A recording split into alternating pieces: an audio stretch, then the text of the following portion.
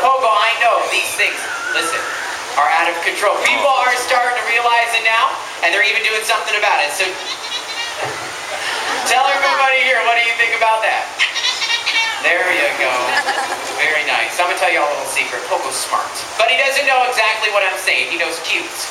If I want him to say yes, all I have to do is cross my hands. Yeah. It's tricky, right? That's just a flick of my right arm. I like that one too. If I take my right arm and I toss it out to the side, tossing, I get this. I have no idea what that is. But he really likes doing it.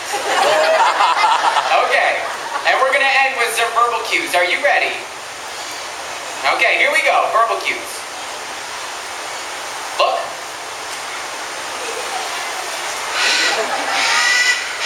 Hey.